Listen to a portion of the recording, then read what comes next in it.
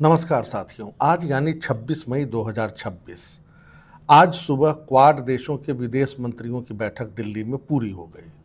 Charter और कागजों पर तो कूटनीति पूरी हुई, लेकिन सच ये है कि भारत ने क्वाड से पिंड छुड़ा लिया है। जी हाँ दोस्तों, ये बहुत बड़ी खबर है, कहीं खुलकर सामने नहीं आई है। अगर आपको ठीक लगे ये विश्लेषण तो यूट्यूब चैनल जरूर सब्सक्राइब कीजिएगा। खैर, आज की बैठक में 4 दस्तावेज जारी किए गए। Critical mineral, energy, Indo Pacific में निगरानी, इन सब चीज़ों पर सहमति बनी। पश्चिमी एशिया का भी जिक्र आया। स्ट्रेट ऑफ हॉर्मुज से बिना टोल दिए आवाजाही पर बल दिया गया। लेकिन खबर ये नहीं है। खबर ये है कि भारत, अमेरिका, ऑस्ट्रेलिया और जापान ने जिस मकसद से क्वाड का गठन किया, वो मकसद ही खत्म होता हुआ दिख रहा है। आज दरअसल क्वाड के खात्मे की पटकथा लिख दी गई। भारत ने ऑस्ट्रेलिया को क्वाड का बैटन थमा दिया है। दिल्ली में इस साल होने वाली क्वाड नेताओं के शीर्ष बैठक शायद अब कभी न हो। इस लिहाज से हमने चालाकी से ऑस्ट्रेलिया को बागडोर थमाकर कूटनीति का शानदार नमूना पेश किया है। अब सवाल उठता है कि आखिर ये क्वाड बना क्यों था और ये खत्म क्यों हो रहा है। एक मौजू सवाल है। तो आपको ध्यान होगा कि जब अमेरिका चीन से परेशान था 2015-16 के आसपास, तो 2017 में क्वाड का पुनर्गठन हुआ। यूं कहिए कि क्वाड जिंदा था कहने के लिए, लेकिन पुनर्गठन हुआ। ये चीन की गुस्ताखी का जवाब देने के लिए बना था। चार्टर में साफ था कि ये मिलिट्री अलायंस नहीं है, लेकिन चीन को मैसेज देना था। इसकी जरूरत अमेरिका को थी। प्रशांत महासागर और अटलांटिक महासागर पार कर चीन तक पहुंचना उसके बूते की बात थी नहीं। अमेरिका को बैसाखी का सहारा चाहिए था, और ये बैसाखी कौन दे सकता था?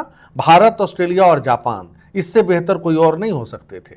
चीन से 2 जंग लड़ चुके जापान में अमेरिकी बेस भी है। ऑस्ट्रेलिया का भूगोल साउथ चाइना सी के पास है, और भारत तो चीन का भुक्तभोगी रहा है। भारत के साथ चीन ने जिस तरह का व्यवहार किया, अमेरिका को लगा कि हम इसमें भारत का फायदा उठा सकते हैं। पिछले 9 साल में दुनिया लेकिन 360 डिग्री घूम चुकी है, 2017 से 2026 तक। हमने भी चीन से लद्दाख और अरुणाचल में झड़प कर चुके हैं। उसके बाद रिश्ते वापस बेहतर हो रहे हैं। आपने देखा, ब्रिक्स समिट कजान में मोदी जिनपिंग ने इसकी शुरुआत कर दी।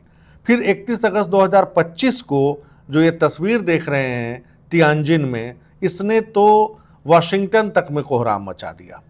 यह मौका था संघाई कोऑपरेशन ऑर्गेनाइजेशन SCO की मीटिंग का, जिसमें कैसे पुतिन, मोदी और जिनपिंग आपस में मिल रहे हैं। और ये वो दौर था जब चीन के खिलाफ और भारत के खिलाफ ट्रंप टैरिफ वार लड़ रहे थे। अब देखिए, अब कैसे हालात बदले हैं। हम दोनों देशों के बीच, यानी चीन और भारत के बीच फ्लाइट शुरू हो चुकी है। FDI में छूट देने की बात हो रही है। ये रिपोर्ट भी आ चुकी है कि ऑपरेशन सिंदूर के बाद पाकिस्तान ने भारत के खिलाफ इस्तेमाल के लिए एक्स्ट्रा परमाणु पनडुब्बी मांगी थी, जिसे चीन ने देने से मना कर दिया। उधर ट्रंप ने क्या किया? उसने पहले टैरिफ की लड़ाई लड़ी, 100% से ज्यादा टैक्स लगा दिए। फिर खुद की हालत खराब हुई तो लाइन पर आ गए चीन के खिलाफ। ये बात हो रही है। आज बेसलाइन टैरिफ चीन के खिलाफ 25% है। फिर उन्होंने यूक्रेन वॉर में यूरोप से रिश्ते बिगाड़ लिए। धमकी देने लगे कि G2 बनेगा तो क्या होगा। मतलब ये G7 और G20 को ठेंगा दिखाना चाहते थे।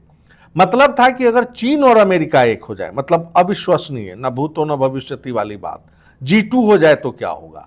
फिर अमेरिका ने ताइवान को डिफेंस एक्सपोर्ट रोक दिया, और फिर क्या होता है, खुद बीजिंग पहुंचते हैं, और वो जिनपिंग के मुंह से सुनते रहे कि अमेरिका एक गिरा हुआ देश है, US is a declining country. दरअसल ट्रंप को एहसास हो चुका है कि चीन से बिगाड़ कर कुछ नहीं हो सकता, इसलिए उन्होंने ताइवान को भी त्याग दिया। फिर ईस्ट चाइना सी या साउथ चाइना सी में चीन की दादागिरी हो या ना हो, इससे अमेरिका को मतलब ही क्या रह गया। जब तुम्हें मतलब नहीं तो हमें उधार की दुश्मनी लेने की जरूरत क्या है। अब आप देखिए क्वाड की बैठक में क्या होता है। आपके सामने मैं वो पूरी लिस्ट भी दिखाऊंगा कि क्वाड जब बना उसके बाद क्या क्या हुआ और कब कैसी बैठकें हुई। अमेरिका पिछले 2 साल में और ज्यादा उदासीन हो गया ये क्वाड को लेकर, और ये वही वक्त है जब क्वाड की अध्यक्षता हमारे पास आई, यानी भारत, हम कर रहे हैं क्वाड की अध्यक्षता। हमारी कोई सुन ही नहीं रहा। अजीबोगरीब स्थिति है।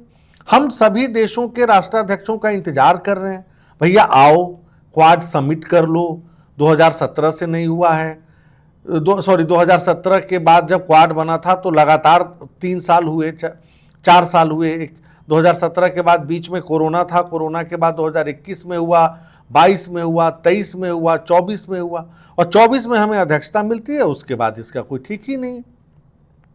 कभी कोई और बहाना बनाता है तो कभी कोई और बहाना बनाता है।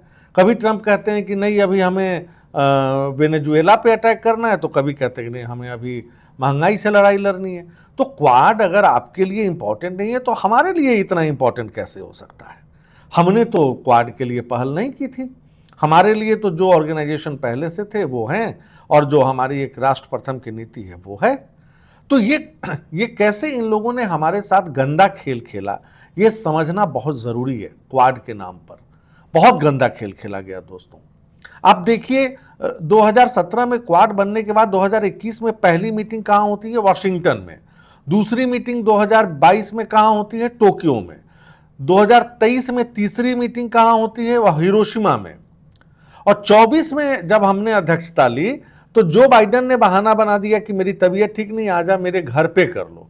उसके चक्कर में विल्मिंगटन, जो उनका होम टाउन है, हमें वहां जाकर बैठक करनी पड़ी। ऐसा कहीं नहीं होता है। मतलब ये आप उसके बाद फिर ट्रंप को आज तक टाइम नहीं मिला। ये ऐसा कहीं होता है क्या?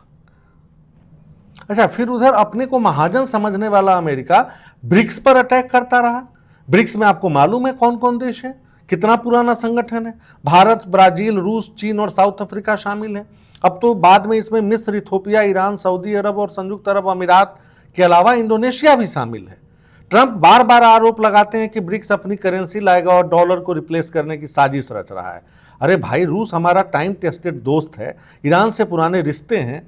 हम ग्लोबल साउथ के लीडर के नाते इस ग्रुपिंग को देखते हैं। इस पर रूस और चीन हमारे साथ है।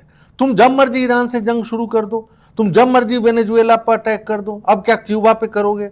रूस पर बैन लगा दो, हम तुम्हारे डॉलर के भरोसे बैठे रहे? ये नहीं हो सकता। हमें रूस से भी तेल लेना, हमें ईरान से भी तेल लेना, हम अपनी करेंसी में करेंगे। हम युआन को भी यूज कर सकते हैं। हम डॉलर के भरोसे क्यों रहे और डॉलर हमारा तेल निकाल दे? हमारा रुपए की हालत अब 100 के पास जा रही, तो मैं क्यों रहूं तुम्हारे साथ? ये एक बड़ा कारण है कि क्वाड को स्वाहा कर दिया जाए। ऐसा पहली बार नहीं होगा जब कोई बहुराष्ट्रीय व्यवस्था गर्त में मिल जाएगी। ये भी सच है। इससे पहले भी League of Nations, Central Treaty Organization, South East Asia Treaty Organization, SEATO, ये सब काल के गाल में समा चुके हैं। सबके पीछे एक कारण है प्रासंगिकता खत्म हो जाना। तो क्वाड की आयु 10 साल की ही थी, अब हमारे लिए इसका मतलब खत्म है। हम राष्ट्र प्रथम की राह पर हैं। मतलबी दोस्तों के मतलब के लिए कितना खुद को घसीटते रहें। आज के लिए इतना ही। फिर आपके सामने हाजिर होंगे अगले विश्लेषण के लिए। तब तक के लिए नमस्कार। यूट्यूब चैनल जरूर सब्सक्राइब कीजिएगा।